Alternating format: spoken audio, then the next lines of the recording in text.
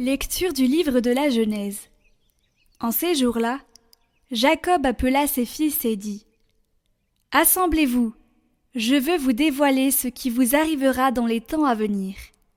Rassemblez-vous, écoutez, fils de Jacob, écoutez Israël, votre père. Judas, à toi, tes frères rendront hommage. Ta main fera plier la nuque de tes ennemis, et les fils de ton père se prosterneront devant toi. Judas est un jeune lion. Tu remontes du carnage, mon fils. Il s'est accroupi, il s'est couché comme un lion. Ce fauve, qui le fera lever ?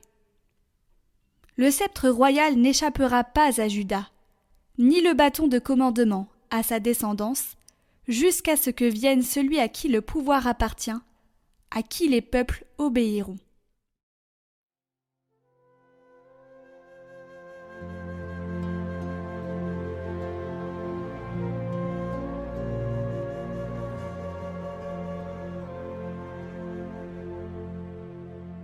En ces jours-là fleurira la justice, grande paix jusqu'à la fin des temps. Dieu, donne au roi tes pouvoirs, à ce fils de roi ta justice. Qu'il gouverne ton peuple avec justice, qu'il fasse droit aux malheureux. Montagnes, portez au peuple la paix. Collines, portez-lui la justice. Qu'il fasse droit aux malheureux de son peuple, qu'il sauve les pauvres gens, qu'il écrase l'oppresseur. En ces jours-là fleurira la justice, grande paix jusqu'à la fin des lunes. Qu'il domine de la mer à la mer, et du fleuve jusqu'au bout de la terre. Que son nom dure toujours, sous le soleil, que subsiste son nom. En lui, que soient bénies toutes les familles de la terre, que tous les pays le disent bienheureux.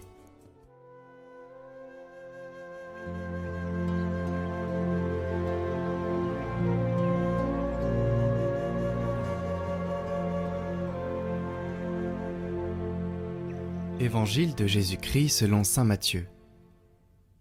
Généalogie de Jésus-Christ, fils de David, fils d'Abraham.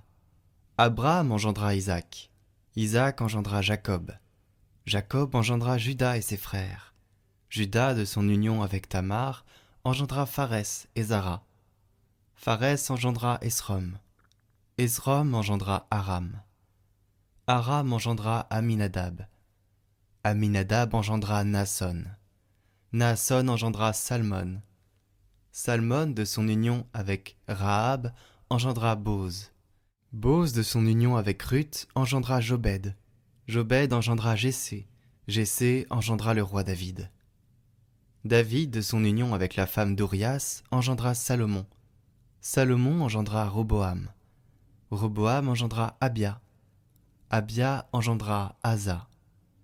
Asa engendra Josaphat. Josaphat engendra Joram. Joram engendra Osias. Osias engendra Joatam. Joatam engendra Akaz. Akaz engendra Ézéchias. Ézéchias engendra Manassé. Manassé engendra Amon. Amon engendra Josias. Josias engendra Jéconias et ses frères, à l'époque de l'exil à Babylone. Après l'exil à Babylone, Jéconias engendra Salathiel. Salathiel engendra Zorobabel. Zorobabel engendra Abiud. Abiud engendra Eliakim. Eliakim engendra Azor. Azor engendra Sadoc. Sadoc engendra Hakim. Hakim engendra Eliud. Eliud engendra Éléazar. Éléazar engendra Mathan. Mathan engendra Jacob. Jacob engendra Joseph, l'époux de Marie, de laquelle fut engendré Jésus, que l'on appelle Christ. Le nombre total des générations est donc, depuis Abraham jusqu'à David, 14 générations, depuis David jusqu'à l'exil à Babylone, 14 générations, depuis l'exil à Babylone jusqu'au Christ, 14 générations.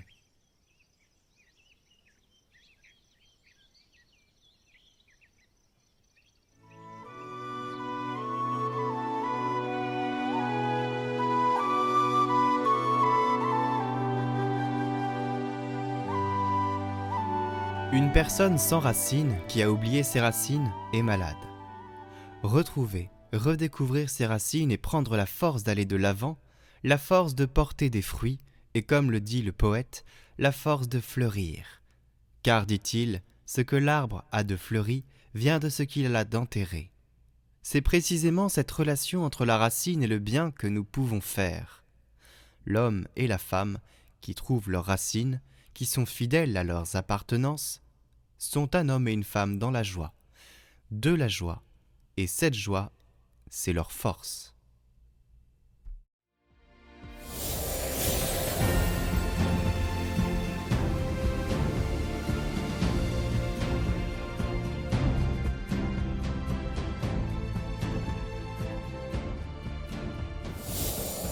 L'émerveillement. Qu'est-ce que l'émerveillement? Vous savez, c'est quand vous avez ce sentiment du waouh. C'est beau, cette nature est belle. Ou du je suis émerveillé par son attitude, par ce qu'il vient de dire, par la beauté, par ce que je ressens par rapport à ce qu'il vient de dire. On peut aussi être émerveillé par Noël, tout simplement. Imaginez, vous, enfant, enfin remémorez-vous plutôt, quand vous êtes enfant, que vous attendez les fêtes de Noël, le moment en famille.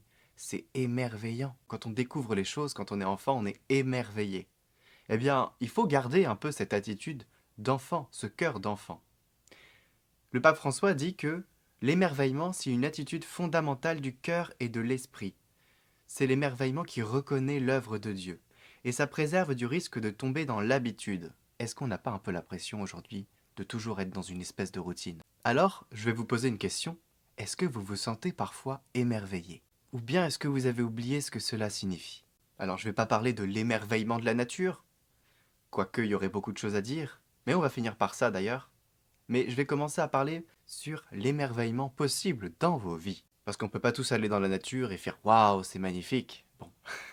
Alors, je vais vous parler de l'émerveillement dans vos paroisses. Là où vous pouvez avoir ce sentiment. Puisque c'est une routine d'aller à la messe. Moi, je le sens hein, quand je vais à la messe. Je vois tous ceux qui y sont, ils sont passifs. Ils sont plus vraiment actifs, ils n'ont plus vraiment de sourire, ils sont plus dans la joie. Mais qu'est-ce qui fait qu'on est déconnecté de cette joie? Pourtant, on est à la source, là. Alors, qu'est-ce qui fait que ça va plus? Qu'est-ce qui fait qu'on n'est plus émerveillé? Eh bien, c'est parce que on est dans un monde où tout doit aller vite et machin, et quand on arrive là, on est fatigué peut-être. Et puis aussi, bah, c'est l'habitude. L'habitude d'avoir toujours les mêmes textes, les mêmes choses, ou alors on répète. Voilà, c'est toujours un peu la même chose. Alors, comment on va s'émerveiller à la messe? Ben, tout simplement déjà de comprendre pourquoi on est là aujourd'hui dans cette église. L'insondable décision d'évangéliser le monde à partir de pauvres disciples, ils étaient 11. Ils se sont multipliés, ils se sont répandus, et aujourd'hui vous êtes dans une église qui est là parce qu'il y a un des apôtres qui a fait son travail. Enfin tous du coup. Est-ce que déjà on ne peut pas s'émerveiller de ça? Quand vous êtes dans cette église, vous êtes là parce que le Seigneur a envoyé ses apôtres. Il a dit « Allez de toutes les nations, faites des disciples ». L'émerveillement, c'est donc de prendre chaque parole dans son sens réel. Quand on est à l'église, eh bien, je vous invite à écouter et puis à essayer de vous référer à ce que ça veut dire. Il y a cette parole à l'église que j'aime bien et je me suis surpris à m'en m'émouvoir parfois. On prend la main, on la met ici et on dit « Seigneur, je ne suis pas digne de te recevoir, mais dis seulement une parole et je serai guéri ». Ça fait référence à une phrase dans l'évangile de Saint Luc, chapitre 8. C'est le centurion qui dit au Seigneur, qui veut venir chez lui pour guérir son serviteur, « Seigneur, je ne suis pas digne que tu entres sous mon toit, mais dis seulement une parole et mon serviteur sera guéri. » Et Jésus, il fut dans l'admiration. « Amen, je vous le déclare, chez personne en Israël, je n'ai trouvé une telle foi. » Vous voyez le geste d'humilité de ce centurion qui ne se sent pas digne de recevoir le Christ. Nous ne sommes pas dignes non plus de recevoir le Christ. Pourtant, il se donne à nous. Et ça, quand on a la dimension de ce que ça veut dire, quand on le dit, en tout cas, moi quand je l'ai appris, quand j'ai saisi que c'était ça, quand je le disais, je savais, et ça avait tout son sens. Et je me suis mis à beaucoup plus prier à ce moment-là qu'avant, où je répétais les choses passivement. Donc, quand on s'émerveille, il faut chercher, hein. Il faut pouvoir s'émerveiller. On ne s'émerveille pas parce qu'on reste dans sa chambre et qu'on ne s'intéresse à rien. Quand on s'émerveille, quand on garde les yeux ouverts, eh bien, on voit l'amour. on voit les effets de l'Esprit Saint qui souffle entre les murs de l'Église, et c'est la puissance de la liturgie qui, de par sa beauté, ouvre les yeux du cœur. C'est pour cela qu'il faut mettre tous nos efforts pour s'émerveiller, pour émerveiller les autres et pour s'émerveiller.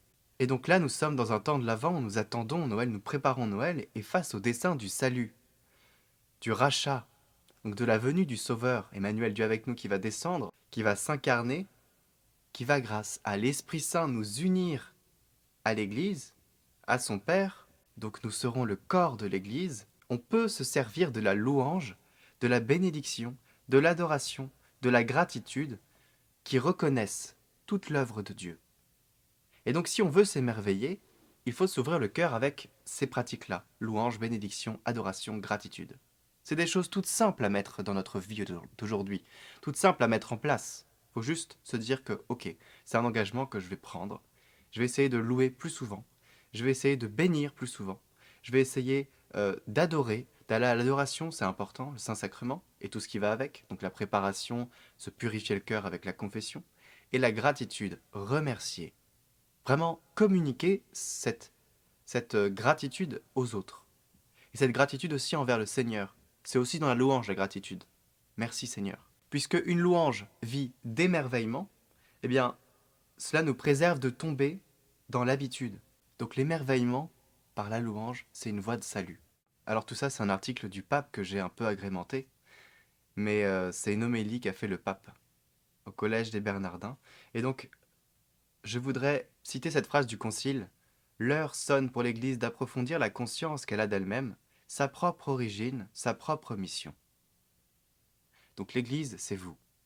L'émerveillement, c'est la compréhension aussi de ce qu'on est, nous en tant qu'Église.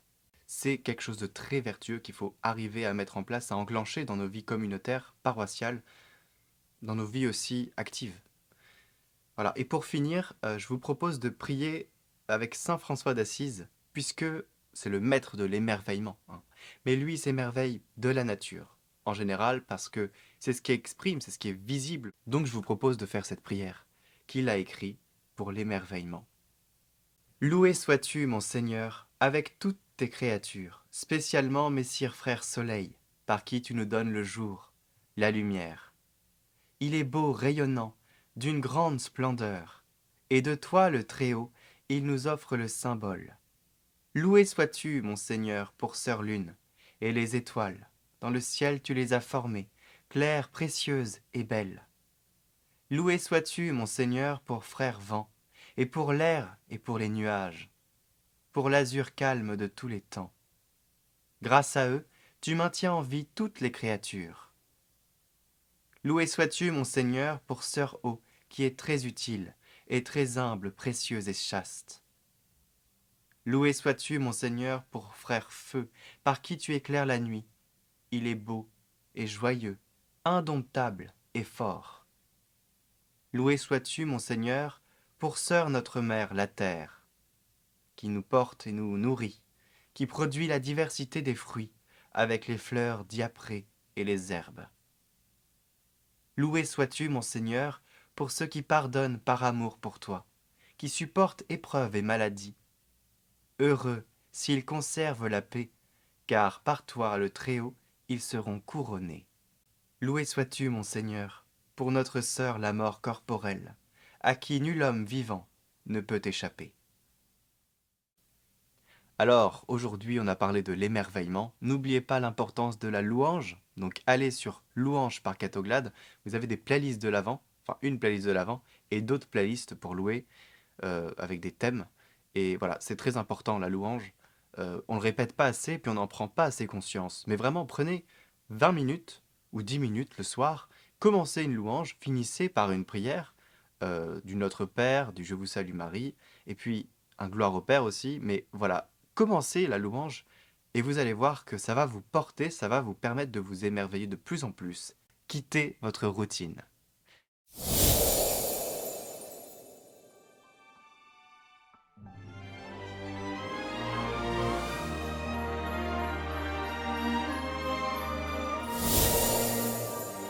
Allez, je vous dis à demain, on retrouvera le Père Mustapha qui nous fera une homélie sur l'Évangile du jour pour le 4e dimanche de l'Avent. Une petite annonce, vous êtes invités à regarder sur C8 le samedi 17 décembre à 21h15 The Chosen, qui est la saison 2 de The Chosen, qui est l'histoire de la vie du Christ. Il faut absolument répondre présent pour cette émission sur C8, donc ce samedi, puisque l'année prochaine, s'il n'y a pas assez de monde, ils vont pas rediffuser, ce qui va faire que ça va peut-être pas toucher des gens qui ont besoin de découvrir la vie du Christ. C'est l'évangélisation, donc allez-y, faites de l'audience. Je rappelle, c'est ce samedi à 21h15 sur C8, donc une chaîne du réseau français. Pour ceux qui n'ont pas accès à C8, eh bien je vous mets un lien où vous pourrez aller voir plus précisément ce qu'est la série, et puis après, je vous laisse aller voir s'il y a des distributeurs dans votre pays. Je vais aussi partager la bande-annonce en fin de cette vidéo, donc n'hésitez pas, sinon la bande-annonce est aussi en description. Donc répondez présent, c'est important pour l'évangélisation. Vous faites ce que vous voulez, mais c'est un conseil que je vous donne. Voilà, moi je peux pas, je suis en Corée, donc si quelqu'un peut allumer la télé pour moi, ce serait génial. Heureux les pauvres de cœur, car le royaume des cieux est à eux. What a friend we have in Jesus. All our sins and griefs to bear. Heureux ceux qui pleurent, car ils seront consolés. Oh, what peace we often forfeit. Oh, what needless pain we bear. Heureux les doux, car ils recevront la terre en héritage. All because we do not care. Réjouissez-vous, car votre récompense est grande dans les cieux. Everything to God in prayer.